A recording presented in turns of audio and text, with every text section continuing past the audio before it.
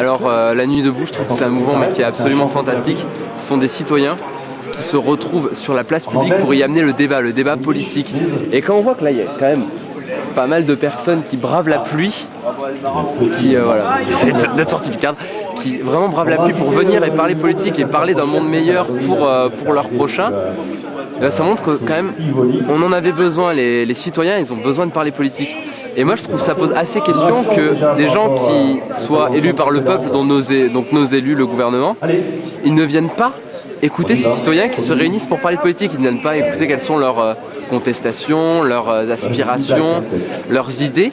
Si nos politiques ils étaient vraiment intéressés par la politique et pas juste par le fait de se faire élire et de garder leur pouvoir, bah peut-être qu'ils seraient venus pour écouter ce que leurs électeurs avaient un peu au fond d'eux, qu'est-ce qu'ils avaient à dire sur la politique, et aussi comment dire, quelles idées nouvelles pouvaient peut-être venir et changer leur quotidien et changer voilà, la vie politique française. Ça fait des années que je cherche ce genre de mouvement ici sur Angoulême et que j'arrivais pas à trouver. J'ai tout fait, je suis passée par les droits de l'homme, NPA, machin et tout. Et le mouvement là, des Nuits debout, bah, c'est génial.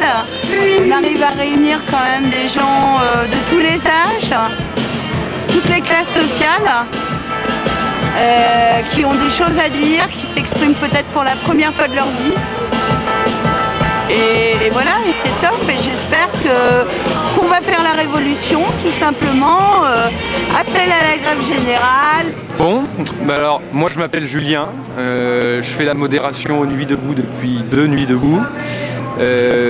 Sans parler au nom du collectif, personnellement, moi je suis très sensible aux questions de comment on parle avec des gens qui ne sont pas d'accord, comment on parle avec des gens auxquels on n'a jamais accès dans la vie de tous les jours.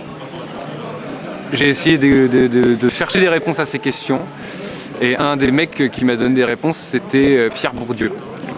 Bourdieu donc, il parlait beaucoup de ça, de la nécessité de briser les barrières sociales quand on veut discuter. Parce qu'en fait, quand on parle à d'autres gens, etc., on a tendance toujours à parler aux gens qui sont dans la même catégorie sociale que nous, que ce soit dans le même travail, que ce soit dans les mêmes idéaux.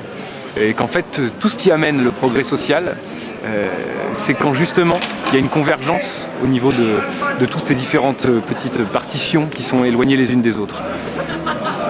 C'est pour ça que moi personnellement, je crois à la possibilité qu'un mouvement comme celui-ci amène des progrès sociaux. Parce que l'histoire des progrès sociaux a dit une seule chose, nous explique une seule chose, et c'est une histoire que personne ne nous apprendra si on ne va pas la regarder, mais elle nous a appris une seule chose, c'est qu'il n'y a pas de progrès social sans mouvement social capable de l'imposer. Et qu'aujourd'hui, la Nuit debout, là derrière, c'est un peu ça. C'est un mouvement social qui essaie d'imposer du progrès social. Voilà, c'est tout ce que je voulais dire. Merci.